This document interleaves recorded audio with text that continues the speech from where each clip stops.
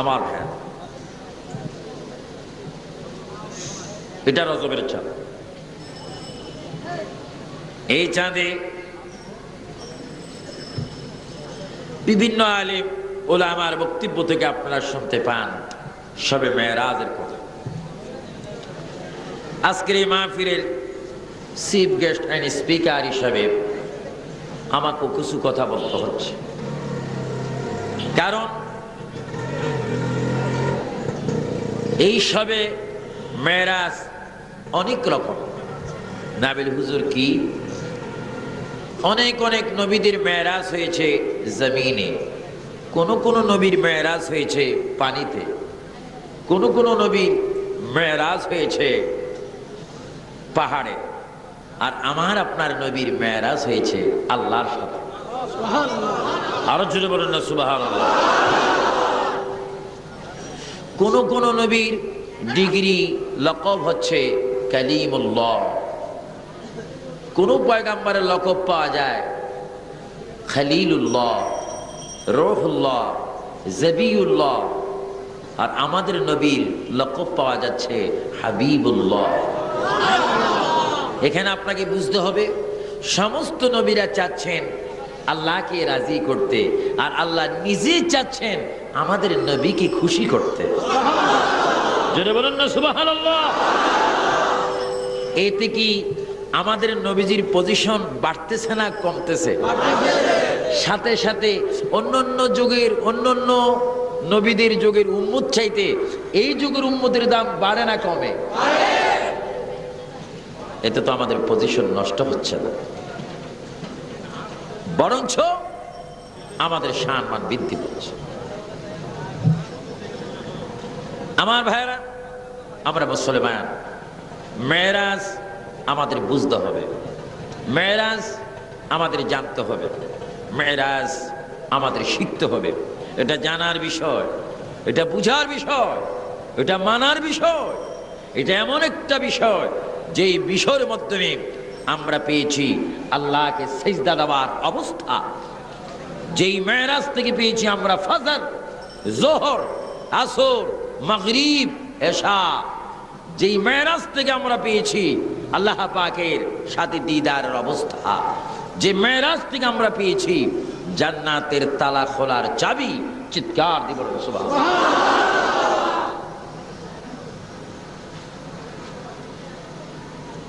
আসলে বড় দুঃখ হয় কথাটা বলতে, এখনো আমরা নবীকে চিনতে পারিনি। এবং আমরা কারা? আমরাও নিজকে নিজে এখনো চিনতে পারিনি। আমাদের সম্মান কত উদ্বেগ। আপনারা জানেন আমাদের প্রিয় রসুল পৃথিবীতে আসার 500, এগুলা মনে রাখবেন, আমাদের প্রিয় নবী দুনিয়াতে আসার 570 বছর পড়বে। আল্লাহ পাকের পক্ষ থেকে একজন রসুল পৃথিবীর মধ্যে ছিলেন, যার নাম আপনারা শুনেছেন, ঈসা আলাইহিস সালাম। চিৎকার দিব সুবহানাল্লাহ। নাম কি? এখানে ঈসা নামে অনেক মুসলমান থাকতে পারে, ঈসা নামে অনেক মুসলমান আজকের মাহফিলের শ্রোতা হতে পারে, কিন্তু সেই ঈসা আলাইহিস সালাম আর এই ঈসার মধ্যে অনেক বেশ কম আছে কিনা? আমার দেশের বাঙালি, চট্টগ্রামের ঈসা, চাঁদপুরের ঈসা, রাঙ্গামাটির ঈসা, কাপ্তারি চা, কক্সবাজারের ঈসা গোল্ড লিফ সিগারেট খায়, বেনসন খায়, সুযোগ পাইলে বোতলও খায়। নাম কি? আর আমি যে ঈসার কথা বলছি, উনি কি সাধারণ পাবলিক, শ্রমিক, কৃষক? কি বলুন? আল্লাহর পাঠানো একজন পয়গাম্বর। নাম কি? ঈসা আলাইহিস সালাম। ওনার বাড়িটা খুব সুন্দর বাড়ি। আমি নিজে, আল্লাহ পাক ওনার বাড়ির মধ্যে আমাকে নিয়েছেন। ফিলিস্তিনের মধ্যে তার বাড়ি। যেই বাড়িতে তিনি বসে ইবাদত করতেন, সেই ওনার পায়ের চিহ্ন এখনো পাথরের গায়ে লেগে আছে। ঈসা আলাইহিস সালাম। তো ঈসা আলাইহিস সালাম একদিকে তিনি পয়গাম্বর। এই জন্য আমি এই কথাটা আজকে এই বিশাল যমন সমুদ্রের মধ্যে আমি বলতে চাচ্ছি। আপনি বুঝেন, আপনি চট্টগ্রামী হতে পারেন, বিভিন্ন দৃষ্টিকের হতে পারেন। আপনাকে নিজকে নিজে বুঝেন আপনার রসুলকে, আর আপনি কার উম্মত হলেন, আপনার নসিব কত উদ্দে, এটা আমাদেরকে বুঝা জানা উচিত। ঈসা আলাইহিস সালাম শুধু নবী ছিলেন না, ওনার মধ্যে একটা ক্ষমতা ছিল, উনি মৃত ব্যক্তিকে চিন্তা করতেন। সুবহানাল্লাহ। কাকে? মৃত ব্যক্তিকে চিন্তা করার কোন অবস্থা যদি আমি বা আপনি পাইতেন, মনে হয় কবরস্থান খালি করে ফেলতাম। মৃত ব্যক্তিকে চিন্তা করতেন, এক। দুই নম্বর, তিনি কঠিন বিমারির গায়ে যদি হাত দিত, বিমার ভালো হইত। ইনজিল কিতাব পেয়েছেন, এত কিছু পাওয়ার পরও ঈসা আলাইহিস সালাম চোখের পানি ছেড়ে ছেড়ে প্রতিদিন, প্রতি রাত, সকাল, সন্ধ্যা, দুপুর তিনি কেঁদে কেঁদে সবসময় বলতেন আল্লাহ। সবাই তিনবার বলেন আল্লাহ, আল্লাহ, আল্লাহু আকবার। এই কথা কে বলতেন? ঈসা আলাইহিস সালাম দেব আল্লাহ আল্লাহ বলতেছেন, আল্লাহ কি শোনেন না? জোরে বলেন, আল্লাহ শুনে কিনা, জানে কিনা, দেখে কিনা, আমাদের অবস্থা তিনি জানেন কিনা? বলুন দেখি, আমাদের বডির মধ্যে যে একটি নিঃশ্বাস রয়েছে, এই জীবনের মালিক কে? ঈসা নবী বলেন আল্লাহ। আল্লাহ বলে, ঈসা তোমার কি হয়েছে বলো তো দেখি। কখন? আমাদের নবী এখনো দুনিয়াতে আসেননি। তো নবী আসেননি, আমরা এসেছি। এই যে মেরাজের বর্ণনা আজকে হবে, মেরাজ যখন হচ্ছে তখন কি আমরা চট্টগ্রাম ছিলাম? কোথায় ছিলাম বলুন? রুহে জগতে, আলমে আরওয়াহ। যারা আলমে আরওয়াহ নবী দেখেছেন, পৃথিবীতে আসতে মনে রাখতে পেরেছেন, তারা হয়েছেন শাহে আমানত, শাহ মিসকিন, শাহ বদর, শাহ জালাল, শাহ ফরান, শাহ মৌসুম, সৈয়দ আহমদ সিরকুটি, তৈয়ব শাহ হুজুর কিবলা, তাজ শাহ হুজুর কিবলা, মুর্শিদ কিবলা বিশাল মাদানী, আব্বা হুজুর কিবলা দরবেশ নূর হোসেন খাঁ রহমতুল্লাহ আলাইহি। অর্থাৎ মেরাজের রজনীতে নবীর সাথে যাদের সাক্ষাৎ হয়েছে, যারা স্মরণ রেখেছে, তারা জগতে এসে এক একজন আল্লাহর ওলি হয়েছে। জোরে করুন সুবহানাল্লাহ।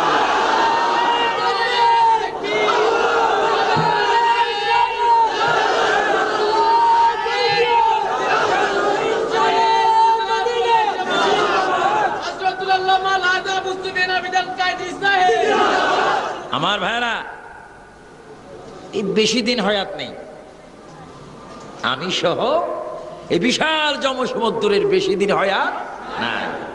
বেশির থেকে বেশি বাঁচতে 60 বছর, 50 বছর, 70 বছর, তার বেশি নয়। কিন্তু যখন মরে যাবেন, আপনারা বলুন, নিজে ছাড়া পৃথিবীর আর কোন মানুষ সঙ্গী হয়ে কবর যাবে? আওয়াজে বোঝা যায়। বাবার সাথে ছেলে চলে যাবে, জামাইয়ের সাথে শ্বশুর চলে যাবে। জোরে বলুন, কেউ কি সঙ্গে যাবে? কিন্তু আমি আপনি তো যাব। এমন একটা জায়গা যেখানে ঘর আছে, দরজা নাই, মানুষ আছে তার সাথী নেই, মানুষ শুবে বিছনা নেই, মানুষ শুবে তার কোনো বালিশ নেই। যে মানুষটি 5 তলা বিল্ডিং এর উপরে ঘুমিয়েছেন, সেই মানুষটি আবার কবরে খালি বিছনার মধ্যে শুয়ে গেলেন, কেউ নাই।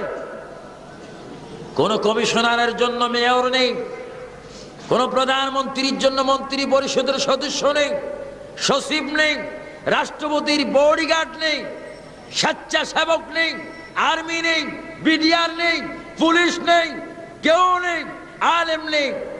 প্রত্যেকের কবরে যাব, এটা চিরসত্য। রাসূল বলে, তোর ঈমান যদি ঠিক হয়, আমল যদি সুন্দর হয়, কে বলেছে কেউ নাই, আমি রাসূল তোর কবরে থাকবো। জোরে বলেন সুবহানাল্লাহ। আল্লাহু আকবার, আল্লাহু আকবার। আমরা নবী চাই কি চাই না? কেউ যেখানে কেউ থাকবে না, বলেন সেখানে রসুল। আমার ভাইরা,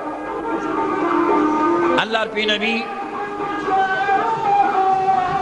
রাহমাতুল্লাহ আলামিন একটু দুরূদ শরীফ পড়েন। আল্লাহুম্মা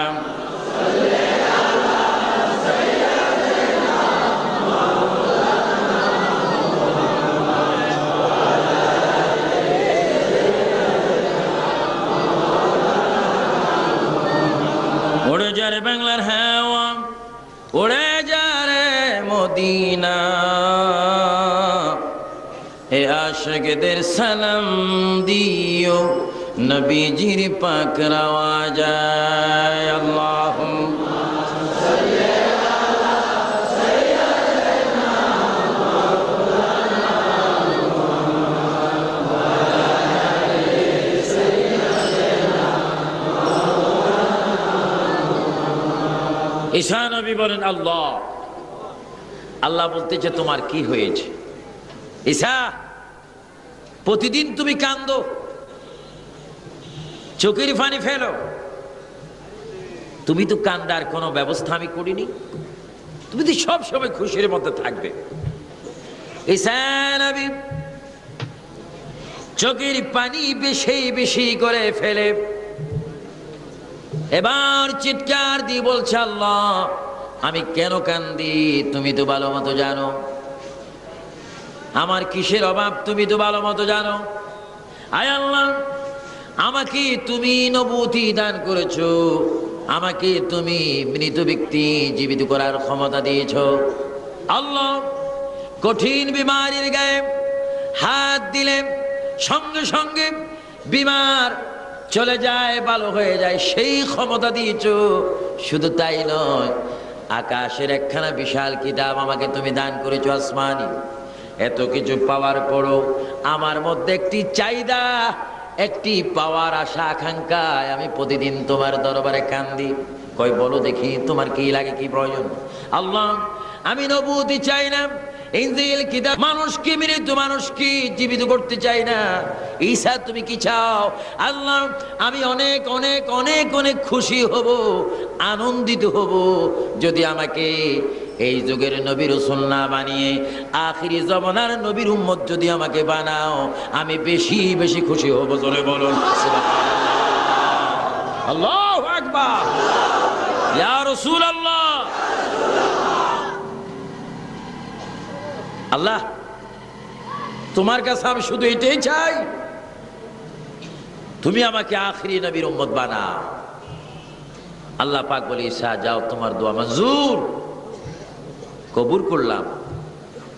চতুর্থ আসমানে তিনি আসেন, কিয়ামতের পূর্বে তিনি জমিনে আসবেন, ইসলাম প্রচার করবেন, আবার তিনি ইন্তেকাল হবেন। রাসূল পাকের পাশে সাইয়েদনা আবু বকর সিদ্দিক রাদিয়াল্লাহু তাআলা আনহু রওজা, তার পাশে সাইয়েদনা ওমর আল ফারুক, তার পাশে মা ফাতেমার ঘর। সেই ঘরটির মধ্যে একটি জায়গা রয়েছে যেখানে ঈসা নবীর কবর হবে। যেরকম সুবহানাল্লাহ। এখন আপনারা বুঝেন, আপনারা কি আরবি, ইংরেজি, ফার্সি, উর্দু, বাংলাতে আল্লাহর অ্যাড্রেসে কোনো দরখাস্ত করেছেন যে আল্লাহ আমাদেরকে আখিরি নবীর উম্মত বানাও? এই ধরনের কোন দরখাস্ত আপনারা করেছেন? কোন দরখাস্তই ছাড়া আমরা আখিরি নবীর কি হলাম? এতে কি আমরা বেজার না খুশি? নসিব আমাদের অনেক ভালো, নসিব আমাদের অনেক ভালো। চিন্তার বিষয়। আমি আজকের শ্রোতাদেরকে বলবো, ৫ ওয়াক্ত নামাজ পড়বেন, দৈনিক কমপক্ষে ১০০ বার দুরূদ শরীফ পড়বেন, কমপক্ষে ১০০ বার তাওবা করবেন, আল্লাহকে স্মরণ করবেন, মনের সাথে প্রতিযোগিতা দিবেন, আল্লাহ রিজিকের মালিক তুমি, তুমি আমার রিজিক দিবে না কেন? তুমি আমার শক্তি দিবে না কেন? তুমি আমার সম্পদ দিবে না কেন? কারণ আমি বান্দা তোমার, সাহায্য চাই তোমার থেকে, নবীর উসিলা আমাকে সাহায্য দাও। বলেন দেওয়ার মালিককে আল্লাহ, জোরে বলেন মালিককে আল্লাহ। কিন্তু চাইতে হবে তো, চাওয়ার মতো চাইতে। ঈসা নবী আমার নবীর উম্মত হবার জন্য তিনি চতুর্থ আসমানে অপেক্ষা। তার আগে আসেন একজন নবী। কোনো পাবলিকের কথা বলবো না, মন্ত্রীর কথা বলবো না, ডিসি সাহেবের কথা বলবো না। আসুন ঈসা নবীর পূর্বে আরেকজন পয়গম্বর, কোরআনুল কারীমের মধ্যে তার নাম শুনি, দেখি, পড়ি, হযরতে মূসা আলাইহিস সালাম। জোরে বলেন নাম কি? মূসা আলাইহিস সালাম। আমি যদি বলি ভাই তোমার নাম কি? মোহাম্মদ মূসা, মোহাম্মদ ইব্রাহিম, মোহাম্মদ খলিল, এই সুন্দর নাম, তুমি কি নামাজ পড়ো? এই যে আমি ঈদের নামাজ একবার পড়ছি, আর পড়ার খবর নাই, নামাজগুলা পড়ো। মূসা আলাইহিস সালাম উনি নবীদের মধ্যে একটু গরম ছিলেন, জিদি ছিলেন। আমি ওনার মাজারে গিয়েছি, ফিলিস্তিন এবং জর্দানের কাছে ওনার মাজার। আমি ওনার কবরটা মেপে দেখেছি, আমার হাতে মূসা আলাইহিস সালামের কবর হচ্ছে 22 হাত লম্বা। জোরে বলেন কয় হাত? কে শুয়ে আছেন? আরো জোরে বলেন কে? কি সাধারণ মানুষ না নবী? মূসা আলাইহিস সালাম তার সুনির্দিষ্ট একটা জায়গা ছিল, কুহিতুর পাহাড়। আপনার পাহাড়ের নাম শুনেছেন, কিন্তু অনেকে পাহাড় দেখেননি। সুরমার কালার হয়ে গেল আল্লাহ পাকের নূরের তাজাল্লি জ্বলে। সেই পাহাড়ে আমি ওঠার সুযোগ পাইনি, কিন্তু গোড়ায় গিয়েছি। ভয় হচ্ছে, যেখানে আল্লাহর নূরের তাজাল্লি আসলো সেখানে কি করে যাই, তারপরও ধরে ফেলেছি।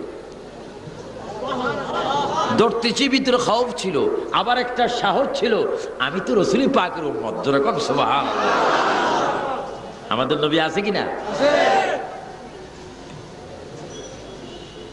তো মূসা আলাইহিস সালাম তিনি ডাক দিচ্ছেন আল্লাহ। ভাইয়েরা বলেন আল্লাহ। এদের ডাক দিচ্ছেন, এটার মধ্যেও ফায়দা আছে। আল্লাহ বলে বান্দারে কেন আমাকে ডাক দিচ্ছিস? আল্লাহ আল্লাহ বলে, নিশ্চয়ই এর মধ্যে তো কোনো রহস্য আছে। বান্দা তুমি যখন আমাকে একবার ডাক দিয়েছো আল্লাহ, আমি তোমাকে 10 বার খেয়াল করব। তোমার যদি কোনো মুসিবত হয়, আল্লাহ বলার সঙ্গে সঙ্গে মুসিবত দূর করে দেব।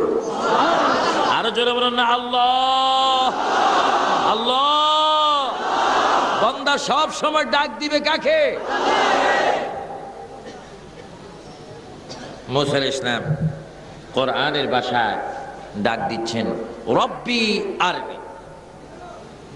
হঠাৎ ডাক দিলেন রব্বি আরনি, হে প্রভু, হে আমার মাওলা, আমি তোমাকে পেতে চাই, তোমাকে দেখতে চাই, তুমি আমাকে অবশ্যই দেখা দাও। আল্লাহ তাআলা বললেন তারানি, মূসা যতই চেষ্টা করো না কেন আমাকে দেখার জন্য, তোমার পক্ষে আমাকে দেখা সম্ভব নয়। কারণ আমি আল্লাহ যদি ইচ্ছা করি এখনো তোমাকে আমি দেখা দিতে পারি, আমি দেখা দিতে কোনো অসুবিধা হবে না।